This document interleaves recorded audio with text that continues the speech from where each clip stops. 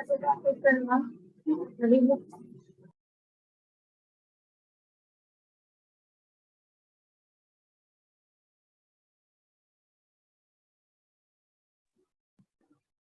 Wrong ma'am.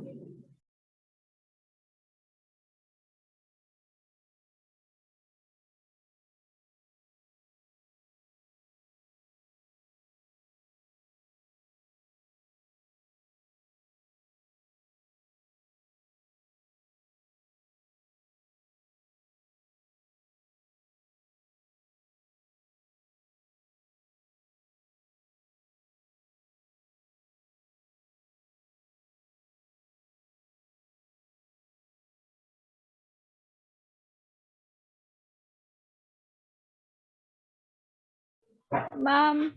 Ay. Sabi na ko pa po yung vlog.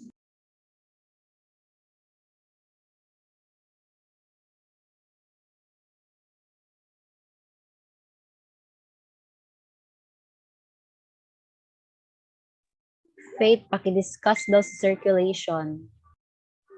Charot.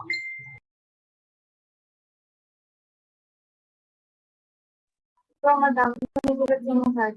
Ito kan? Wala pa si ma'am, no?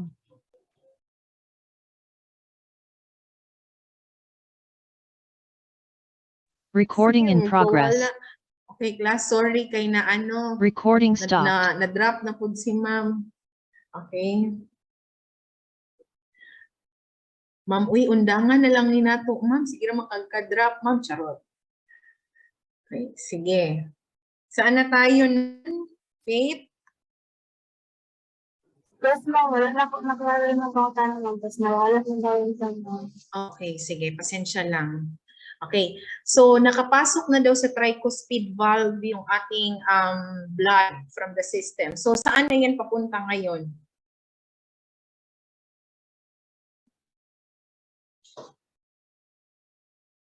Hello, Faith? Plus, ma'am. Ito, ma'am. Ito pa nila. Pulmonary valve, ma'am. Pulmonary valve? As in, pulmonary valve. Tingnan niyo daw. Right ventricle, then Right ventricle daw yun. Right ventricle. Okay. Right ventricle. And then from there, asan man magpunta, try to look at the picture that I have that is in front of you. Okay? Diba? Nakapas na tayo sa tricuspid valve. It's already in your right ventricle. And your right ventricle is what? What does it do? Faith? Ano gani ang mga ventricles natin? What did they do? Ito, sir, ma'am. Okay, sige. But anyway, thank you, Faith. Okay, for trying. Okay, Stephanie. Yes, ma'am. Okay, Stephanie, in continuation to what Faith said, okay, your blood is now in your right ventricle. What will your right ventricle do? Ano po, i-pump out niya yung blood papunta sa pulmonary semilunar valve po. Very good. Okay. And what does our ventricles do? They are what kind of chambers? Diba? Kung ang ating atrium or our atria are receiving chambers, ano naman yung ating ventricles?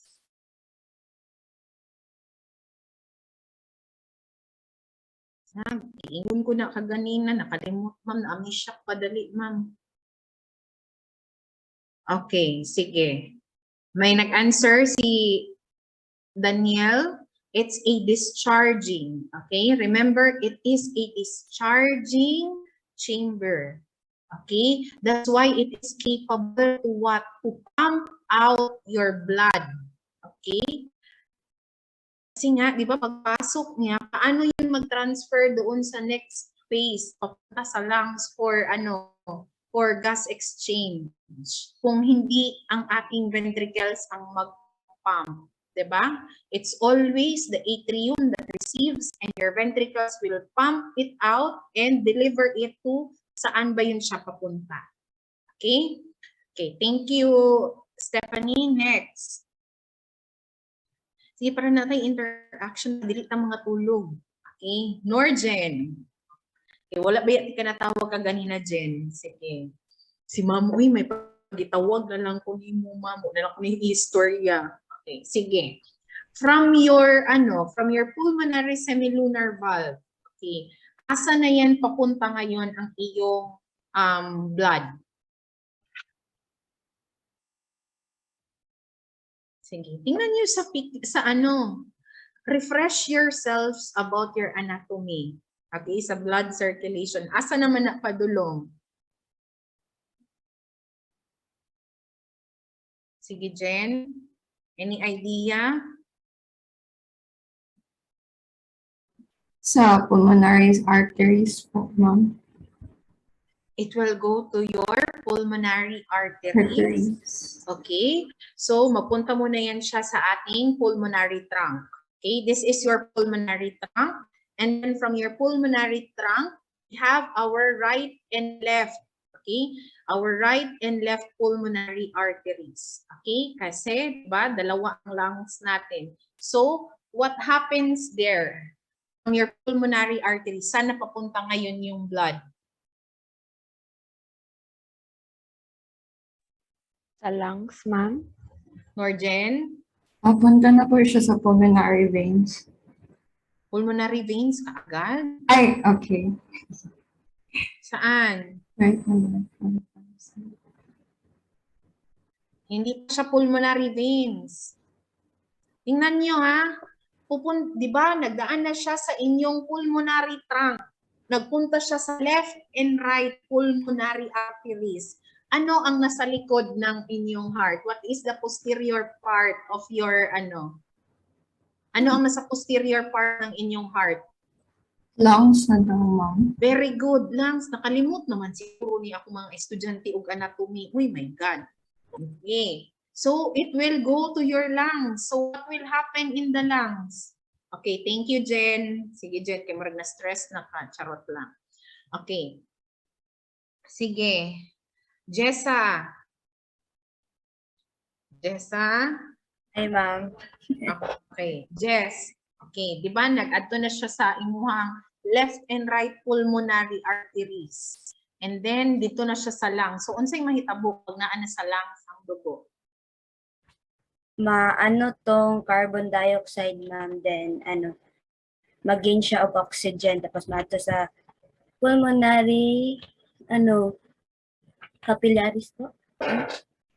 Okay. Sige. Tama na to siya. Pero what is the exact thing that happens in your lungs? There is what you call pulmonary circulation. And in your pulmonary circulation, the exchange of gases takes place.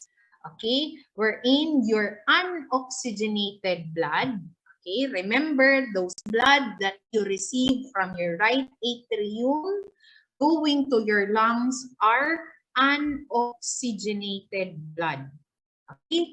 Yung dyan na ninyo kalimti class, kay hantod sa himo mong nurse class, kailangan kabalo mo ani.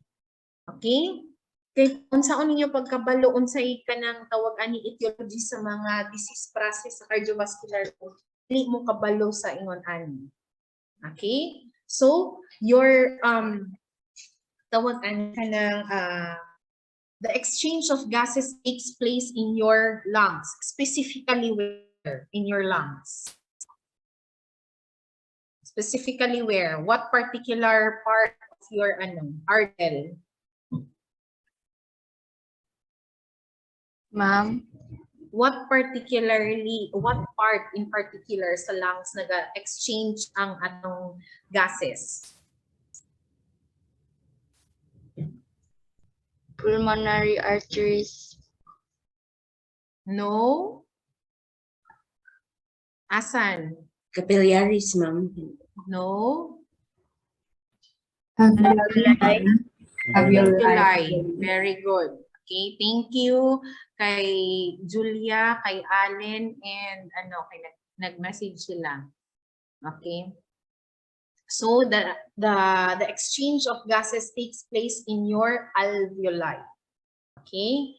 So, from your alveoli, okay, from your alveoli na oxygenated na imong blood, it will go back now to your pulmonary veins.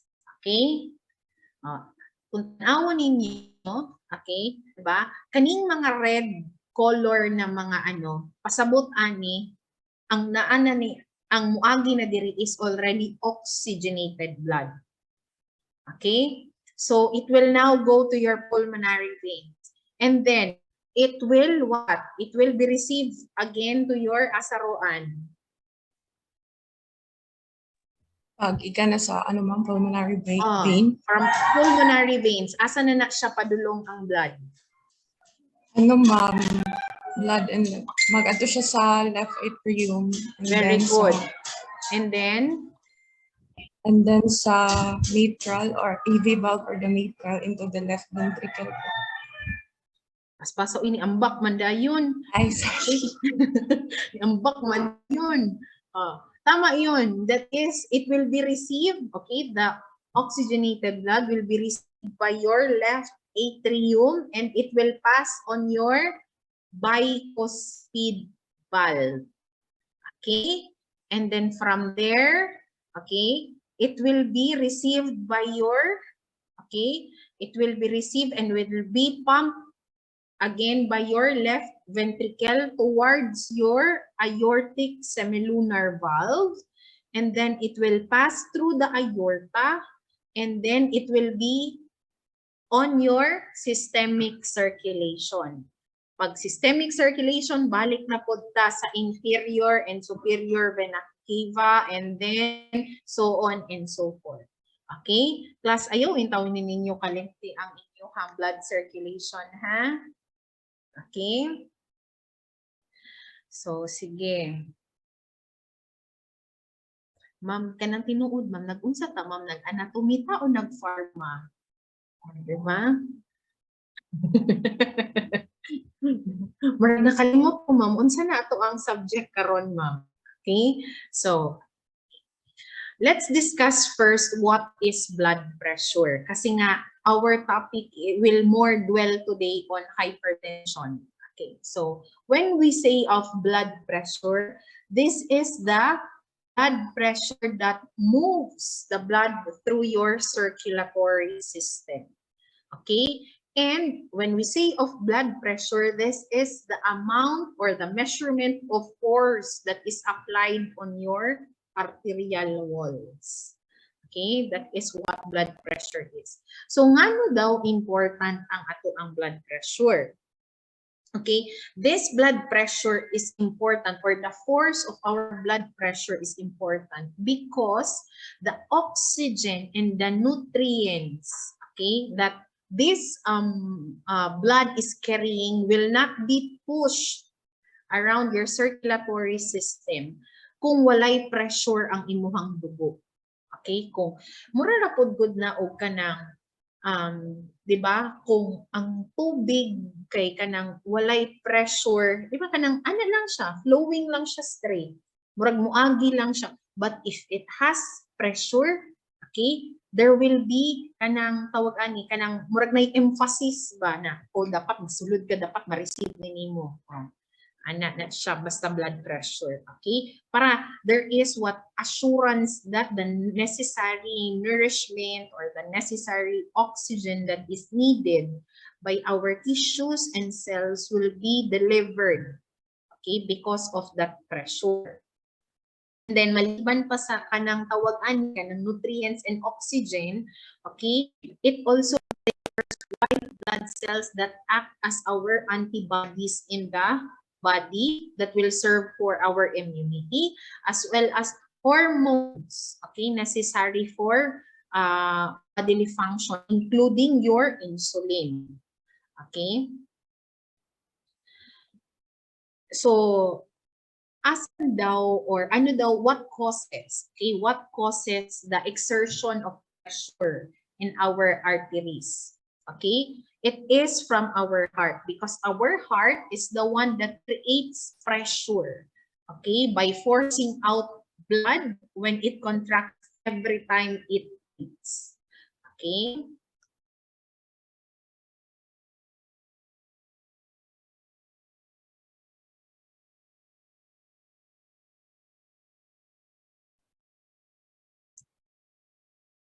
So there are actually 5 determinants, okay, or 5 factors that influence our blood pressure. But here we only give emphasis on 2 things, okay, but it's actually 5 factors that influence the changes in our blood pressure. Okay, so what are these 5 factors now? We have our cardiac output, our peripheral vascular resistance. We also have our volume of circulating blood. We also have what?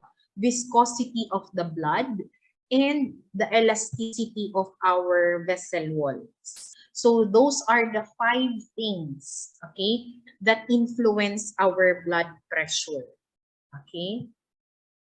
But I specified only 2 determinants of our blood pressure, which is your cardiac output and peripheral vascular resistance. So what is cardiac output? Okay, Christine, Concepcion. So, ma'am. Yes, Christine. Yes, Tin. Okay. Give us an idea about what is cardiac output. Marinig po ako. Yes po, marinig po kita. Yan po yung amount ng blood po na gina-pump ng heart per minute po. Okay. Specifically where? Jilia. Thank you, Tin. Okay. Jilia. Ma'am, It is the volume of what? Sabi ni Christine, it is the volume of blood. Or it is the, ano yun, Tin? Yung ano ng heart natin. Okay, may nag-answer amount din po. dito. Sige. Ano yun, Jill? ang question, ang sakit ang question, ma'am. Bale, What is kung cardiac kaya, output? ang cardiac output kay di ba mo man ang product sa heart rate o katong sa atong stroke volume. Okay, sige. Sige, Jill. Thank you. May answer dito. May nag-chat. Thank you kay thank you kay kay Daniel, kay Van, and kay Jasmine. Okay, and then Grace also answered here. Your cardiac output is the product of heart rate and stroke volume that is measured in liters per minute. Correct. That is the exact definition of what your cardiac output is. Okay, and then how are you going to compute for your cardiac output? You are going to compute it by multiplying your stroke volume, okay, with your heart rate, and that will be your cardiac output. Okay? So, ano daw yung factors that affects, okay, the increase and decrease of your cardiac output? Okay, since we're talking about the cardiac output. Okay, the factors that affect, okay, causes increase in your cardiac output is your sympathetic stimulation. Okay, your catecholamines, okay, such as your epinephrine and norepinephrine, your thyroid hormones, and there is an increase in your calcium ion levels. Okay, those are the reasons why your cardiac output is increasing. Again, caused by sympathetic stimulation, your catecholamines, your epinephrine, norepinephrine, your thyroid hormones, and increase in calcium ion levels. Those are the reasons why your cardiac output is increasing. Okay? And then, if merong reason why it is increasing, of course, there is a reason why it decreases. So, ano ang causes ng decrease of cardiac output? It could be from your It could be caused by your parasympathetic stimulation. Okay? Kanina, sympathetic ang nagapa-increase. Ang nagapa-decrease is your parasympathetic stimulants. Okay? There must be an elevated or decreased potassium ion levels. Okay? Pwede mag-increase, pwede mag-decrease ang iyong potassium ion levels sa dugo. Okay? There is also decrease on calcium levels in your blood. And anoxia. Okay, anoxia is the absence of O2 or oxygen in the blood. And we also have acidosis as a factor that decreases your cardiac output. Okay.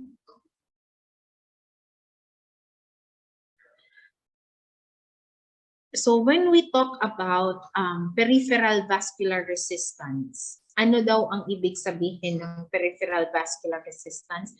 This means, or this particularly refers to the compliance, okay? When you say compliance, it is the ability of a certain compartment to expand and accommodate to increase its content. Ma'am, pwede paki-elaborate, ma'am. Sige, elaborate natin. For example, tawag nito, a balloon. Okay, a balloon. Diba? Ang deflated balloon. Diba? Flat na siya. If you're going to blow air inside that balloon, what happens is, diba mudako siya? The enlargement of that balloon is what you call the compliance. Okay? There is expansion, allowing the gas to be accommodated on that certain area or on that balloon, on the surface of the balloon. Okay, so that is what you call tawag nito,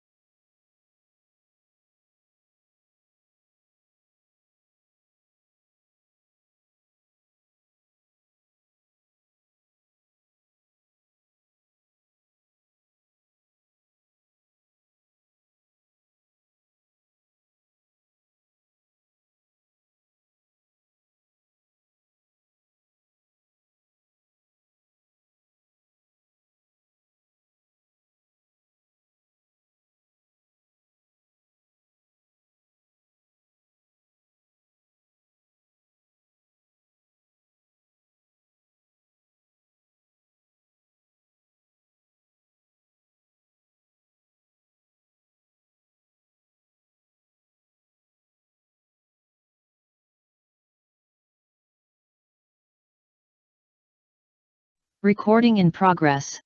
Uy, class, pasensya, gid kaayo ha. Ang internet, gid diri sa Recording school. Ang stopped. problema, class ba, sa tinuod lang. Ay, Lord. Na-drop na po. Naunsa naman niyo. Uy, my God. Niya mo nilang ginaingon na dapat diri mag-lecture pag sure sila. Ay, oh my God. As in, may hugot.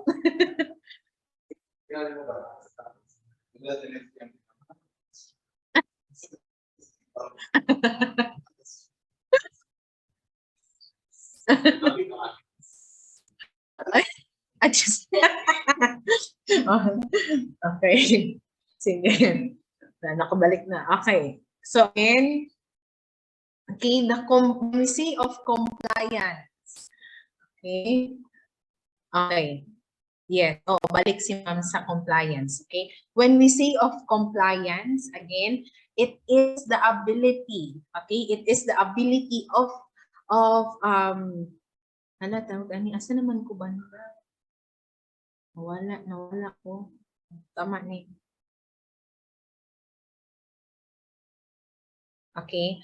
When we say of compliance in your peripheral vascular resistance, okay, 'di ba? Yun yung 'di ba sa balloon, 'di ba? Pag mag-inflate ka sa balloon from a empty, okay, kanang flat pa siya, okay, wala pa siya hangin, 'di ba? Pag bugahanin mo siya, mudako siya, mo expand. That is to accommodate more air para magsulod dito sa balloon. Same ra na siya sa inyong veins. Okay? Same po na siya sa tong veins. As the pressure is getting higher, your veins is also expanding to allow what? More space. Okay, more space for blood surge in your vessels. Okay? So, mauna siya. Ikumpara ninyo diri sa ako ang sudlay nga maskin pag unsay buhaton nato wala tayong palaan niya kay fix na ang iyahang structure. Okay? Dili na siya mabag-o. And mas ma-change lang siya kung akong putlon pero it will not give us tawag ni space for expansion. Okay? So, yun yung tinatawag natin na compliance. Okay? Yung expansion. Okay, to accommodate more space para sa mga tawag nito sa blood, okay, as it increases its pressure for blood surge. Okay, so between our vessel, between our veins and our arteries, okay, like what I have said, it is the veins that is more vascular. Okay, I mean, your veins is more compliant compared to our arteries. So, kaya yan, ang ating veins is more capable to hold more amount of blood. Kaya bitaw, 'di ba? Pagsulod, 'di ba? Remember niyo usab, 'di ba? Ang atong atrium, they will only receive. And after that, it will be moved to your ventricles, and with your ventricles, because of its what? Its ability to comply, okay? Its ability to comply and expand, ang blood na nasunod sa iya, capable niya i-release or i-push out, okay? Para i-deliver kung asa man siya dapat. Could be to your lungs or going back to the system for oxygenation. Okay, that is what your veins are doing. Okay? Okay. So we will now go to our, so nasabtan ba ko sa ato ang compliance? Na by question? Kung wala, I will proceed now with our baroreceptors. Okay, so what are baroreceptors? Our baroreceptors, these are sensors that is located in our carotid sinuses and in our aortic arteries. Okay, so what these baroreceptors do? They are the one that senses the blood pressure. Okay, and they are the one that relays the information to our brain so that there will be proper blood pressure na maintenance. Okay, mo ano ng atong mga baroreceptors. Hey brain, nag-ano na ko, nag-send ako info sa imuha na naay tawag ani sufficiency or insufficiency sa ingon ani ang ana. So, it is the task of the baroreceptors to signal, okay, the brain as to how our body or how our brain will compensate to the existing problem, okay, that our body is experiencing. So, I will show you a video of how does baroreceptors do. So let me just continue with this renin-angiotensin-aldosterone system, or RAAS. So what is this ba? Okay, this RAAS or renin-angiotensin-aldosterone system, this is primarily associated with the blood pressure regulation by modulation, Okay, by modulating our blood pressure or the blood volume by sodium reabsorption, potassium secretion, water reabsorption, as well as your vascular tone. Okay, and this RAAS, these are what? Being activated when there is a drop in our blood pressure. Okay, so ano ginagawa ng ating RAAS? They are the one stimulating to increase water and electrolyte reabsorption in our kidneys. Okay, as compensatory or compensation to the drop of blood volume in our body. Para balik tayo sa homeostasis na magkaroon tayo ng normal blood pressure. Okay? So, baroreceptors. Okay, so when we say again of baroreceptors, okay, the blood from your ventricles, it will pass on your aorta and carotid arteries. So it will be the one to signal the brain if there is sufficient and insufficient what? Blood volume. And the baroreceptors is going to signal the brain, and then there will be compensation. Okay? So anong nangyayari? Watch this video.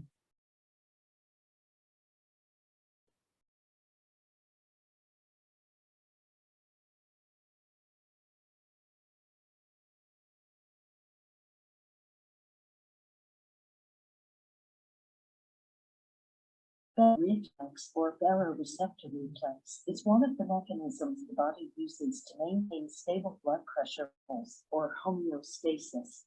Baroreflex is a rapid negative feedback loop in which an elevated blood pressure causes heart rate and hence blood pressure to decrease. Reversely, a decrease in blood pressure leads to an increased heart rate, returning blood pressure to normal levels. The reflex starts with specialized neurons called baroreceptors. These are stretch receptors located in the wall of the aortic arch and carotid. Increased blood pressure stretches the wall of the aorta and carotid arteries, causing baroreceptors to fire at a higher than normal rate. Laryngeal nerves to the nucleus of the tractus solitarius, the NTS, in the brainstem. In response to increased baroreceptor pulses, the NTS activates the parasympathetic system, the PSNS, and inhibits the sympathetic system, the SNS. As the PSNS and SNS have opposing effects on blood pressures, PSNS activation and SNS inhibition work together in the same direction to maximize blood pressure reduction. Parasympathetic stimulation decreases heart rate by releasing acetylcholine, which acts on the pacemaker cells of the SA node. Inhibition of the sympathetic division decreases heart rate, stroke volume, and at the same time causes vasodilation of blood vessels. Together, these events rapidly bring down blood pressure levels back to normal. When a person has a sudden drop in blood pressure, for example, when standing up, the decreased blood pressure is sensed by baroreceptors as a decrease in tension. Baroreceptors fire at a lower than normal rate, and the information is again transmitted by inhibiting parasympathetic and activating sympathetic activities. The sympathetic system releases norepinephrine, which acts on the SA node to increase heart rate, on cardiac myocytes to increase stroke volume, and on smooth muscle cells of blood vessels to cause vasoconstriction. Together, these events rapidly bring up blood pressure levels back to normal. Baroreflex is a short-term response to sudden changes of blood pressure resulting from everyday activities and emotional states. If hypertension or hypotension persists for a long period of time, the baroreceptors will reset to the new normal levels. In hypertensive patients, for example, baroreflex mechanism is adjusted to a higher normal pressure and therefore maintains hypertension rather than suppresses it.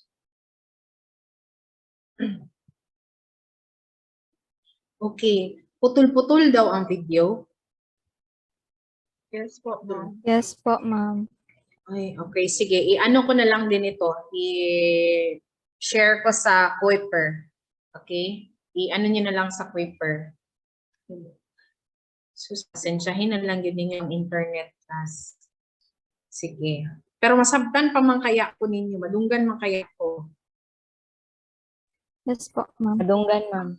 Okay, ang video lang, Ana. Sige. Napa naman ko isa pa ka-video. Sige lang. Kung ano man, i-post ko na lang ito siya sa Twitter para at least makita ninyo ng maayos yung video. Okay, so let's go to our RAAS. So what happens on your RAAS? Okay, your renin-angiotensin-aldosterone system, or RAAS, plays a very important role in the regulation of your blood volume and systemic vascular resistance. Okay, these two, the blood volume and your systemic vascular resistance, work together to influence the what? Your cardiac output as well as your arterial pressures. Okay. So there are three important factors or three important components of this RAAS. It is your renin, your angiotensin, and your aldosterone. Okay, those are the three important components of this system. Okay, your renin, is actually released or is primarily released by your kidneys. Okay, and they are being stimulated, or they stimulate in the formation of your angiotensins in our blood and tissues, which later on will stimulate the release of aldosterone in your adrenal cortex. Okay. So our renin is a type of proteolytic. Okay, it's a type of a proteolytic enzyme that is released in your circulation from the kidneys.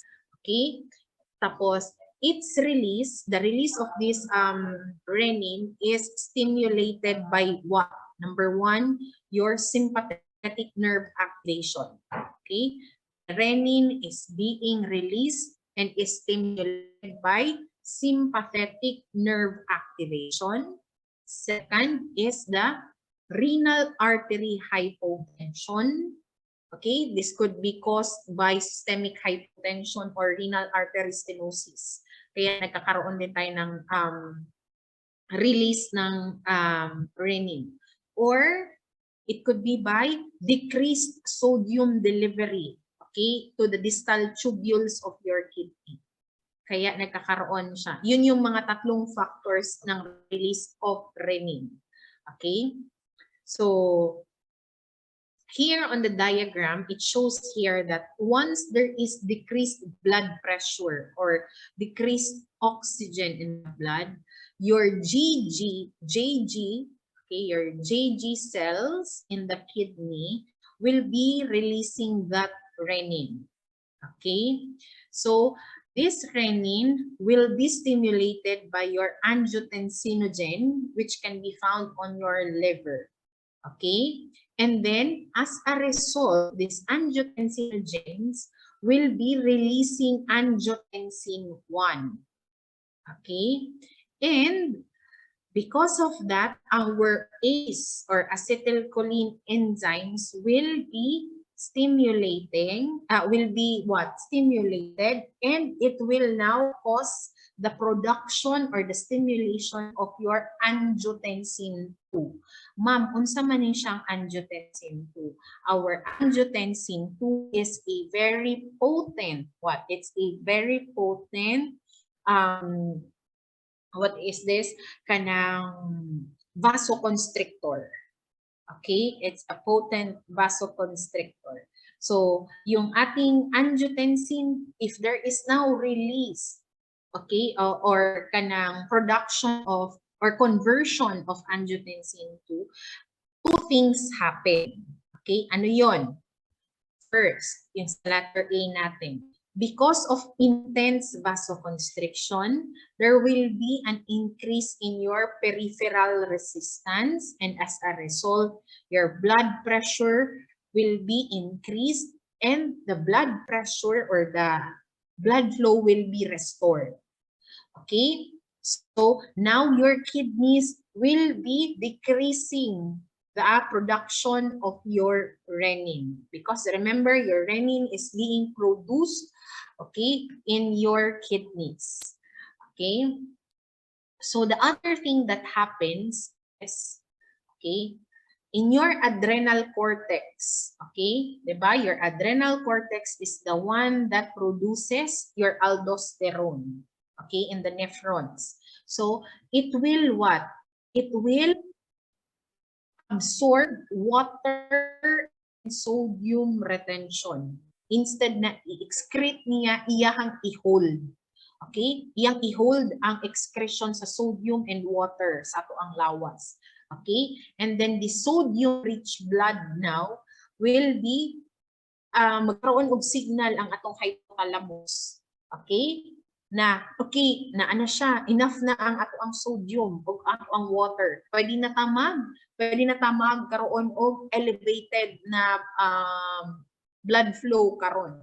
Okay, or there will be now increase in the blood pressure. Kasi nga na-hold na, 'di ba? Remember where if salt, pagdaghan ang salt, mas prone ta sa tawag ani water follows, 'di ba?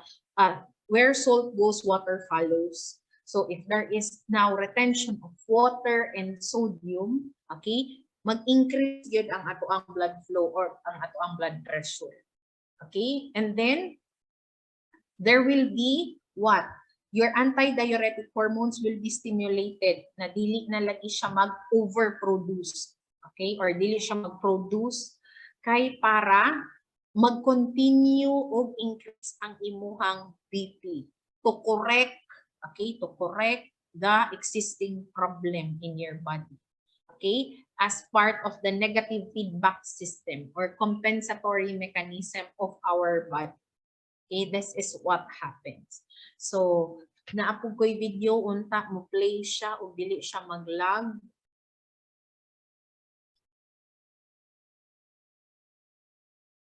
So, this is what happens in your RAAS.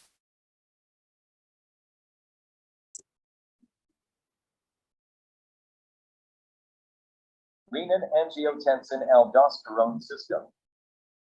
The renin-angiotensin-aldosterone system is a classic endocrine system that helps to regulate long-term blood pressure and extracellular volume in the body. The system begins with the release of angiotensinogen into circulation by the liver. This may be in response to low blood pressure and adverse changes in sodium concentrations. An enzyme, renin, is secreted, which cleaves angiotensinogen to form the inactive decapeptide angiotensin-1. Further transformation of angiotensin is carried out by angiotensin-converting enzyme, or ACE. This is predominantly found in the pulmonary circulation. However, ACE is also produced in the vascular endothelium of many tissues, including the kidney, adrenal gland, brain, and heart. The angiotensin-converting enzyme converts the inactive precursor angiotensin-1 into the vasoactive peptide angiotensin-2. In addition, alternative pathways exist that do not rely on either renin or ACE. In non-renin pathways, enzymes like tonin and cathepsin D release angiotensin-1 from angiotensinogen and tissue plasminogen activator, or TPA, and can make angiotensin-2 directly from angiotensinogen. This bypasses the midway production of angiotensin-1. Enzymes like kinase can form angiotensin-2 from angiotensin-1 via an ACE-independent pathway. Angiotensin-converting enzyme also degrades bradykinin, which is required for synthesis of a major vasodilator, nitric oxide. Angiotensin-2 binds AT1 receptors expressed on the surface of vascular endothelium and hinders nitric oxide synthesis as well. Reduced bioavailability of nitric oxide combined with the stimulation of AT1 receptors on smooth muscle cells causes vasoconstriction. In addition to a vasoconstriction effect, stimulation of AT1 receptor causes the adrenal glands to release the hormone aldosterone, resulting in sodium retention. Combined with vasoconstriction, this increases blood pressure. In the final stages of REX, the kidney reduces the production of renin. Most of the known actions of angiotensin II are mediated through the AT1 receptors, which can be found in the kidney, heart, vascular smooth muscle cells, brain, adrenal glands, platelets, adipocytes, and the placenta. Angiotensin II type 2 receptors can be found in low levels mainly in the uterus, adrenal, central nervous system, heart, and kidney. AT2 receptors appear to counteract the effects of AT1 receptor stimulation. Another angiotensin II type receptor is the AT4 receptor. Its stimulation may increase synthesis of the natural inhibitor of TPA called I1, thereby reducing effective fibrinolysis. Stimulation of AT4 receptor appears also to promote cell growth and proliferation.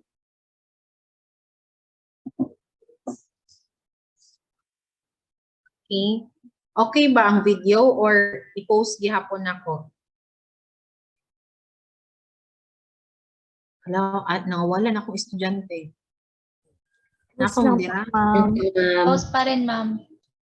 Ha? Okay lang, ma'am, pero pwede i-post na lang gihapon, ma'am. Ah, i-post na lang gihapon. Okay, sige. Okay, sige. Ako rin ang iano sa Kuiper. So, hypertension. So, let's go now on the hypertension. Okay. So, when we talk about hypertension, okay, this is the one of the leading, okay, cardiovascular diseases that we really encounter. Okay, and hypertensions are known to be silent killer. Okay, kasi nga mostly of these people don't know that they have already hypertension because some of us, because this hypertension is actually asymptomatic. Dili siya parehas sa ubang sakit nga natay bation. Okay, we will only know that we are hypertensive once we will have our self-check. Okay. So, this high blood pressure can lead, humans or individuals serious problem, okay, including what? Your heart attack, heart failure, and your stroke. And pinaka-worst, pwede siya mag-cause of death sa ato ang mga patients. Okay? So, there are two kinds of our hypertension. We have our primary and secondary hypertension. So, what is this primary daw? Our primary is also known as our idiopathic, okay, idiopathic hypertension. So, what are these idiopathic or primary hypertension? These are hypertension, or these are abnormal high blood pressures that is a result, that is not a result of a certain medical condition. Okay? Example of that is because of obesity. Oh, igo si ma'am. Pero actually normal pa man akong blood pressure. Okay? Isa ka factor nga no ka nagkakaroon ng primary or idiopathic hypertension is because of obesity. Okay? It could also be what? Family history related and because of our unhealthy diets. Okay? Those are the reasons why we have or why we acquire this essential or idiopathic hypertension. Okay? And actually, this kind of hypertension, this primary, is reversible or could be treated. Okay? For as long as there will be, Sir ingat, okay, for as long as there will be what? Compliance to medications as well as what? Lifestyle modification. So those are the key rules or the key things that we have to do to reverse those idiopathic or essential hypertensions. Okay? While our secondary high blood pressures, okay, these are high blood pressures related to a certain medical condition. Okay? This condition could be related to what? To a kidney problem or arterial problem, heart or endocrine problem, Okay? Yun yung mga factors bakit nagkakaroon. Malay nimo na ay atherosclerosis imong patient. Ang imong patient is na ay tawag ani ka ng kidney problem like chronic renal failure. Okay, so expected yun nimo pag ingon ana imong mga pasyente, imong BP kay tig 180, tig 190, okay? Tapos pregnancy. Okay, pregnancy can also be a reason or a factor bakit nagkakaroon tayo ng secondary blood pressure. Okay? So, merong iba na after they deliver, mag-normalize sila ilang blood pressure. But there are also other people na magtuloy-tuloy na gyud na siya. So after they gave birth, okay, they will be given maintenance medication para hindi na magkaroon of what further complications with regards to hypertension. Okay? So what are the important health teachings that you have to educate, okay, your patients, okay, if they are having hypertension? Number 1, or remember the mnemonics pressure. Unsay pasabot anak ma? Pressure. Number 1 or letter P stands for blood pressure monitoring. Okay? Because like what I have told you, unlike all other cardiovascular diseases, our hypertension is asymptomatic. We'll only know this once we will have our what? Our self-check or monitored for our blood pressure. Okay? So, it's really important, especially for us na medyo naanata sa mga medyo aging na ta. Okay? Medyo aging na ta. So, we really have to give importance as to monitoring of our BP. Okay? So, kung naay mga elderlies dira sa atua niya, tawagan ka ng, uy ga, ano ko ga, check akong BP ga, do not hesitate. Okay? Do not hesitate to extend help to those people. Really, it's a big help. Okay? Para nila if their blood pressures are still normal range or is it elevated or mubo. Okay?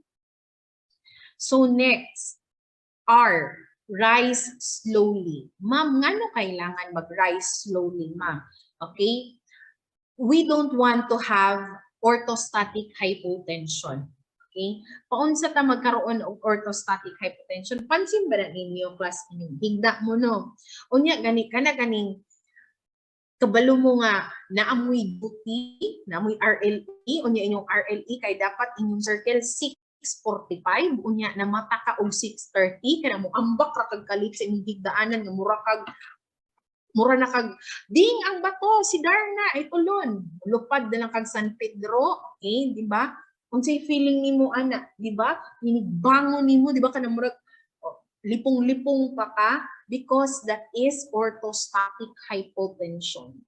Okay, that's why after, di ba, ang advice dito sa tuwa, after when we wake up and then we rise, okay, we have to do it slowly in a way na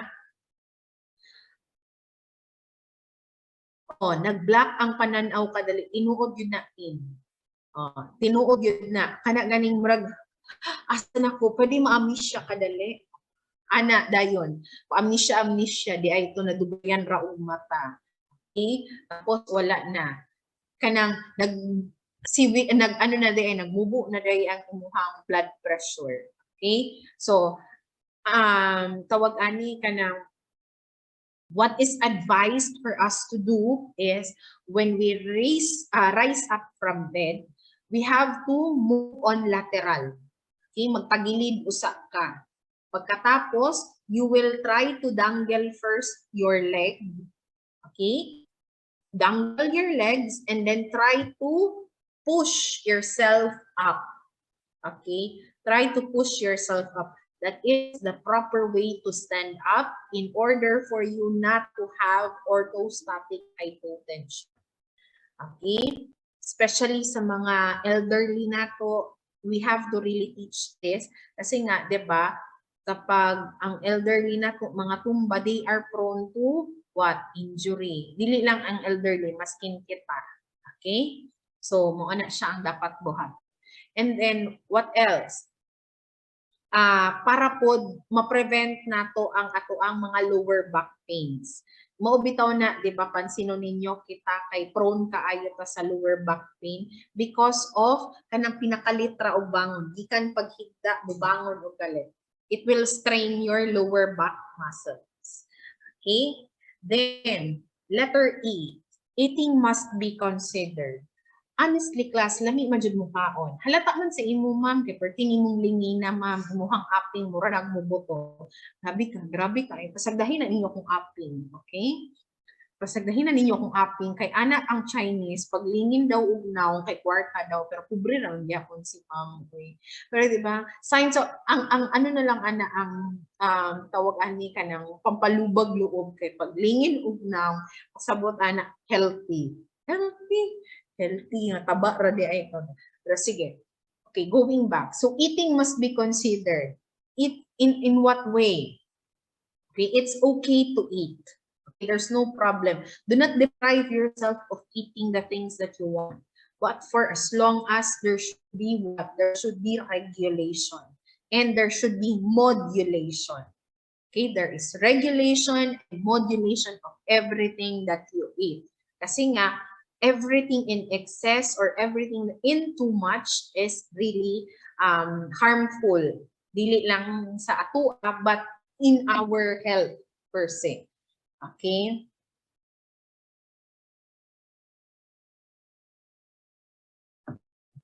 Okay. And then, staying on medication. Okay. Staying on medication is a big factor in the treatment of our mga, not just with hypertension, but even sa to ang mga antibiotics, di ba? I always give emphasis on the compliance of your patients with regards to the treatment remedy. Kasi nga, we don't want them to have resistance. Okay? And skipping or stopping, same lang po na siya sa staying on medication. We really have, if muingon na gani siya nga maintenance, dili kay kung normal lang imong BP, dili na pod ka mo inom kay na ano naman na reach naman ang normal na nga range sa BP, dili ingon ana. When we say it is a maintenance, it will be maintained or it will be taken by you or by your patients until the last breath. Okay? Until their last breath. Kaya syempre, maintenance, forever na siya. Okay? Mauna na siya iyang immune hantod sa hantod para ma-prolong ang iyang life and then para dili magkaroon of further complications. Okay? And then U stands for undesirable responses. So, unsa man pasabot ani, once your patient is experiencing side effects, especially if it is adverse effects of those medications, what you have to do, you have to inform them to directly go to their attending physicians and have their medications evaluated. Okay? Evaluated, dili kay i-check ni doc kung ay panus na imuhang tambal ma'am, expired na di mauna na ingon ani, dili. Okay? Para i-check ni doc kung ang imuhang medicine is subject for change or regulation lang of dose. Okay? R stands for remind to exercise and decrease alcohol intake. Okay, remind to exercise. Class, kanigid siya no mas sa ato agyod lisod gyud kay ni nga buhatonon ka nang mag-exercise, di ba? Kanang murag sa inyo palang daan, ma'am, daghan na kay kong studyhan, ma'am, mag-exercise pa ko, ma'am, asa pa man na ko, ma'am, uy, asa ko pa man na ibutang, ma'am. Okay. Simple walking, class, is a big help already to our body. Ikaw daw, ma'am, paglakaw daw, ma'am, ayun lang po ninyo labota. Okay na, may exception to the rule. Okay? So, kamo na lang pag-exercise. Nyari mo, adto mo din sa eskwelahan no, niya. Parehas itong exam. O, di ba? Itong exam yun. Ang exam, daghan kaayog tao. Pagkahuman, asa man, tanan man na kayo og elevator. Kay unsaon dili gusto magbaktas sa hagdan. So ana palagi ko, oh, my God, kung kaya na ko mubaktas man ko ba?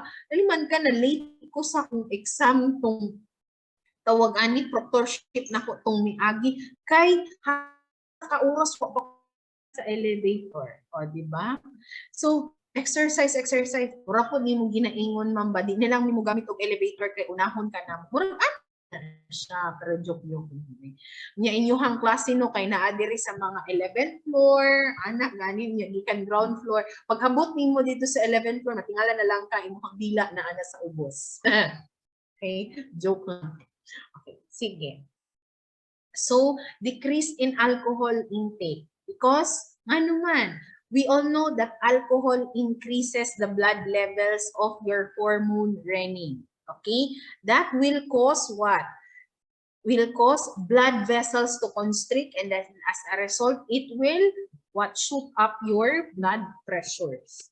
Okay? So, kung hypertensive na ka, inom pa ka og alcohol, diba? Musamot og kataas imong BP. Una, ang ano jud ara, unsa man jud makuha nimo anang tawag ani, uy, anang alcohol, maura pod na siya sa smoking. Okay? Kaning smoking or alcohol, makapataas gyud ni siya BP because it will what? It will narrow the blood vessels. And then maliban pa sa makuha nimo ana nga hypertension, mag-hypertension po kay wa na kay kwarta. Okay, kay nahurot na og ginasto sa imuhang bisyo og inom og sinigarilyo. Okay? So wala jud kay maayong makuhaan ng inom-inom og panigarilyo. So you really have to educate your patients as to the importance of these health teachings with regards to the treatment of hypertension. Now let's proceed with your angiotensin converting enzymes or your ACE inhibitors. These medications usually kanang naana siya mga pril sa tumoy. Okay, so ano daw ang inhibitors? Okay, they block the conversion of angiotensin 1 to angiotensin 2.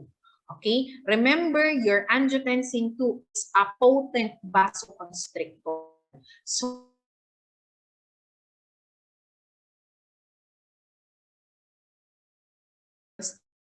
will your angiotensin 2 forming. Oh my God, unstable na po ng internet. Okay, so ano daw ang use ng ating mga ACE inhibitors? These are used for the treatment of hypertension as well as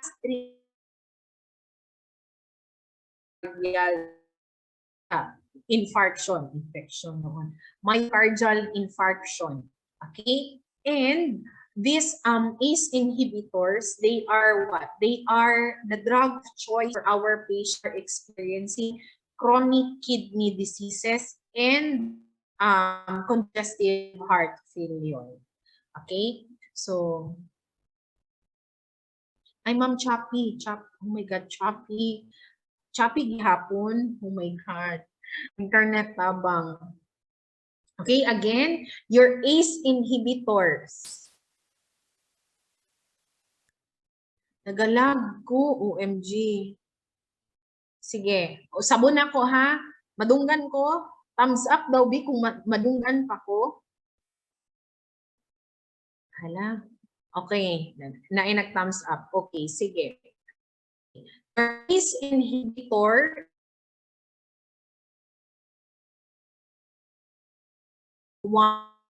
angiotensin 2, which is a potent vasoconstrictor. Okay, so these medications are used, okay, primarily in the treatment of hypertension and medyo choppy naman ulit. Saan ko maniwi? Sige, pero madunggan ko karon. Madunggan man, ma'am. Okay, sige. Okay ha? Ano lang, i-call lang ako attention inig mag-choppy kay usabon ako. Okay, so again, these medications, these ACE inhibitors are used for treatment of hypertension and myocardial infarction. Okay, and these ACE inhibitors are the drug of choices as well for patients who are experiencing chronic kidney diseases as well as congestive heart failure. Okay, and then like what I have said, ACE inhibitors, kanitong mga pril. So we have your benezapril as one of our medications, and the most common, okay, na ma-encounter yun nato, mas inasa, we have our captopril, or ang iyang branding is Capoten.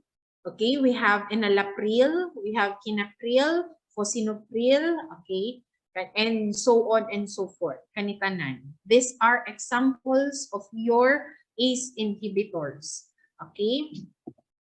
So what are the side effects of these ACE inhibitors? Okay, it is common for our patients to experience cough, hypotension, headache, dysgeusia, or the first kanang tawag ani kanang metal-like taste sa ato ang patient every time they are taking this ACE inhibitors. They also, some of them also experience insomnia, nausea and vomiting, as well as diarrhea. Okay, but what is more threatening is if our patients will be experiencing these adverse effects, especially this reflex tachycardia and angioedema. Unsa ning reflex tachycardia, ma'am? Okay, reflex tachycardia is if our blood pressure decreases, okay, the heart beats faster in a compensation to raise our blood pressure. Okay, what happens is if patient is experiencing reflex tachycardia, bleeding or dehydration or unexpected change in blood flows occur. Okay, because of this reflex tachycardia. And then with angioedema, okay, angioedema, from the word edema, panghupong, okay, this is usually the swelling under your skin. Okay, ang pinakahadlok is if your angioedema will be what? Obstructing your airway. Okay, there is a loob. Okay, if there will be what? Obstruction in the airway, of course, pwede mag-cause na og what? Difficulty of breathing to your patient. Okay, so pag kanina mga adverse effect, okay, ma-experience in yung patient, you really have to directly bring them to the hospital and inform their doctors about the effects of these medications to your patients. Kasi nga, life-threatening na niya siya ng mga effects sa ato ang ACE inhibitors. Okay. So, your drug interactions. Okay, so our ACE inhibitors should not be what? Should not be mixed or incorporated with our probenecid, because there will be a decrease in the elimination. Okay, there will be problems with the excretion of drugs. Okay, and then later on, it will cause what? It will result to nephrotoxicity. Okay, so our ACE inhibitor should not also be what? Incorporated or mixed with our potassium supplements and diuretics, because as a result, it will cause hypercalcemia. Okay, and ACE inhibitors shouldn't be administered together with your NSAIDs. Why? Because your ACE inhibitor will not be effective anymore because it will decrease its hypotensive effect. Okay? So, mawadan og effect ang imuhang anti-hypertensive medication if used with, what is this? NSAIDs. Next, your NSAID should not be, okay, should not be incorporated with your antacids, because like all other medications, okay, once we take antacids, remember your antacids is going to what? Coat, okay? It will coat your intestinal tract. Okay, and then we all know that in the intestine, especially in the small intestine, it is where the absorption takes place. So kung mag-antacid ka, dili ma-absorb ang imuhang captopril o imuhang mga ACE inhibitors. So mas nawawalan siya ng effect. Dili na to makita ang effect dayon. Okay, sa ato ang mga anti-hypertensive medications. And if you are going to, if you have a maintenance of these ACE inhibitors, and then you are experiencing infection, and then your medication is tetracycline, okay? Of course, it should not be given together. Kasi nga, nawawalan ng potency ang inyong tetracycline. Kung kanina, with antacid, mawalan ng effect ang inyong anti-hypertensive medication, with your antibiotic tetracycline, ang tetracycline ang nawawalan ng effect. Okay? So, hindi na natin nakikita yung antibiotic effect ng ating tetracycline if incorporated with your ACE inhibitors. Okay? So, what are the contraindications, okay, of your ACE inhibitors? This should not be given to patients who have severe sodium depletion or sobrang baba na sodium ion level. Bakit? Because remember, your ACE inhibitors can already contribute to hyponatremia, regardless kung gaano mo siya katagal ginainom. Whether gistartan pa na mo siya or dugay na mo ginainom, okay, you should not give this to patients who have what? Sodium level problems. Okay, kay mas mobaba ang sodium level sa imuhang patient. Okay, mas mag-hyponatremic imong patient ana.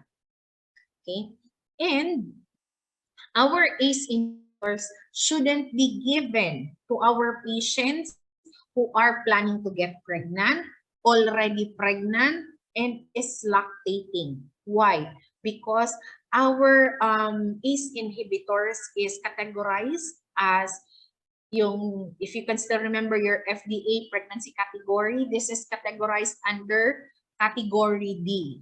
Okay, category D, kasi nga, it shows effects not just on the baby or in the fetus, but it also develops what? Problems to the mother, okay? To the pregnant mother, okay? And then, based on research, okay? Sa research na amo ang gibuhat, okay? Na ang naka-indicate lang manggod is second trimester and third trimester dili ta maghatag og ACE inhibitors. But we go on further study, okay, dili gyud dapat siya ihatag at all, whether it is first, second, or tri. Wala jud. Okay, these ACE inhibitors should not be given at all yun. Kasi nga, it could lead to lower blood pressure on the mother, and then it could also cause what? Kidney failure or heart or high potassium levels in the blood of the mother kapag ina-take itong ACE inhibitors while they are pregnant. Okay? So, ano siya? Dili lang siya teratogenic, but it has effects on the mother. Okay? So what are your nursing considerations if your patient is going to take ACE inhibitors? So number one is you have to encourage them to implement lifestyle change. Okay? Siyempre, unsa man ang key para, di ba? Like what I said in the beginning, the key role para magkaroon tayo ng normal or low blood pressure is to change our lifestyle. Whether you are a primary or a secondary hypertensive type of person. Okay, it's always lifestyle modification. Okay, and should be administered on an empty stomach because course, like all other medicines, mas nagiging mabilis ang disintegration and absorption of medicines once we are going to administer or take it on an empty stomach. Maubitaw na usually ang atong mga antihypertensive medications, they are given first thing in the morning. Okay? Kasi nga wala pa'y kaon empty pa, so mas paspas ang absorption, so the result is mas paspas po ang effect. Okay? If your patient is for surgery, dialysis situations which may drop the fluid volume, we have to stop the medication. Why? Okay, for example, a patient is subject for surgery. Okay, what we do, okay, based on experience, our patients who have hypertension, okay, kasi malaman mo namin yan during sa assessment pa lang, pre-op assessment. So what we do, we a day before the surgery, we are asking our patients to stop the intake of their antihypertensive medications. Why? Because patients who are subject for surgery will be receiving anesthetic drugs. And these anesthetic drugs can what? Can cause hypotension. Okay? So if your patient is taking antihypertensive drugs and taking antihypertensive drugs, and then they are also receiving anesthesia, chances for the patients to have irreversible hypotension is very difficult or is very feasible. Okay? And mas lisod ba i-manage ang hypotension kaysa sa hypertension? Yes, pwede ta maghatag og fluid resuscitation. But what if your patient will have arrest because of fluid overload? So lisod pod siya, diba? So we really have to assess our patients properly, especially if they have surgery. We don't want them to have further complications sa mga medications na ginabigay natin sa kanila. Okay? And then, our ACE inhibitors should be what? Should be given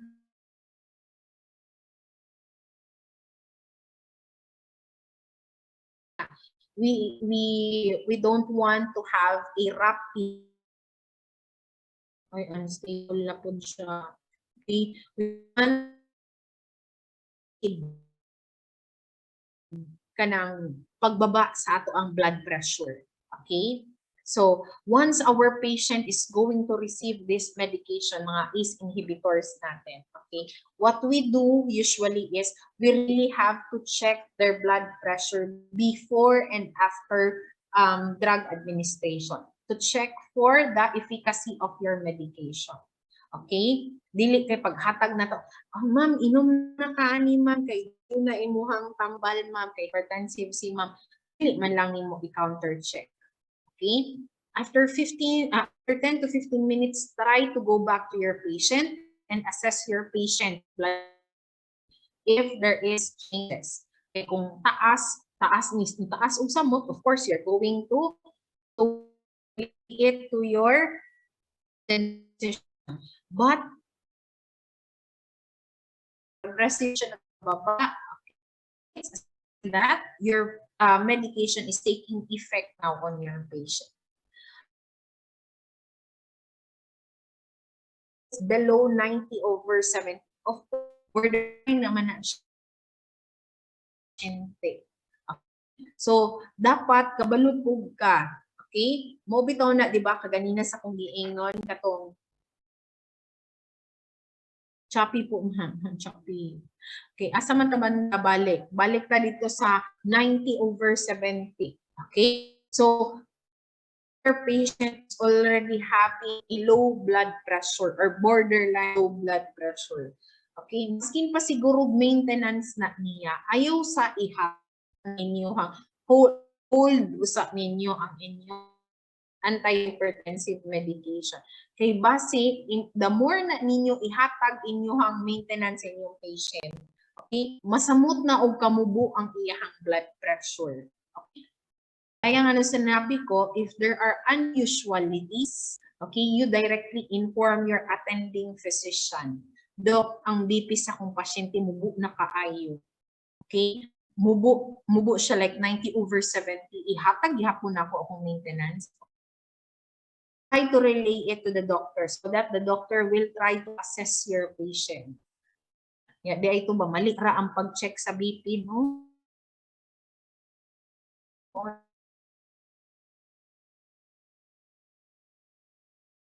Sa funda, okay, unsaon ang tamang pag-BP, dili kay magsigirag bugna, okay? Nagsigirag pump sa inyong mga tawag ani, mga bulb sa inyong sphygmomanometer pagkahuman.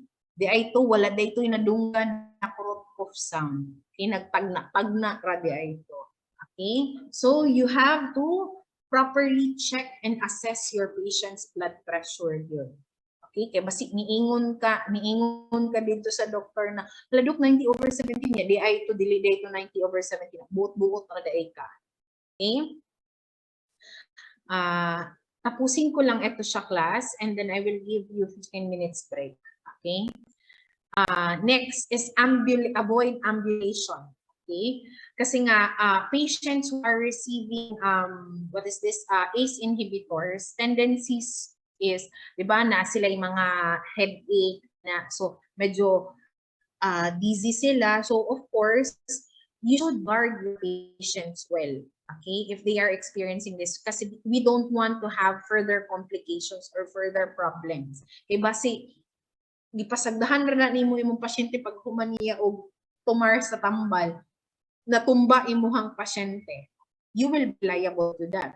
Unya, kung kamo ang nag-inom, ang CI, unsaon nila yung CI, di ba? Unsaon yung CI, unya nagkatawagan nila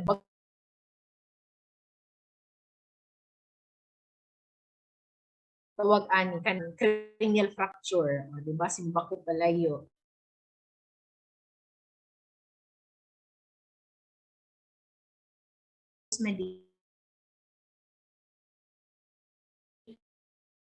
Like what I said, after you give the medication, reassess your patient.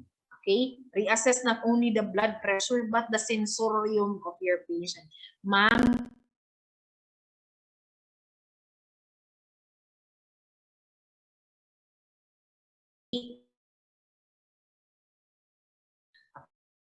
for cough and angioedema. Okay? Syempre, cough and angioedema is really unstable na po. If there is angioedema or accumulation in the airway, di ba? Paminaw ni mo medyo katul-katul na kung ano is niya si niya di ay to wala na later on na maglisod na og ginhawa ang imong patient because the airway is already obstructed because of the fluid accumulated in your neck brought about by your angioedema. And report for signs of dysphagia. Kasi nga, di ba, you will have a feeling of what? Yung metal-like taste. So, katong metal-like taste, muura po na siya, inig na atay mga bleeding, kanang mga bleeding sa baba. Kanang feeling na ito nga kanang malasahan na itong dugo. Okay, wala takabalo na we already have mga dental problems, mauna siya. Kanang mga feeling na ito nga, mura maglasa og ka ng paya, but that is your blood. Okay, so we have to know that kasi nga, basi di ay na-anay bleeding ang imuhang patient. Okay, so we have to be watchful with those signs. Okay, so okay, I will stop from here. Okay, it's 3:03 on my time. I will give you 15 minutes break. We will be back at 3:18. Okay, sige, you may take your break.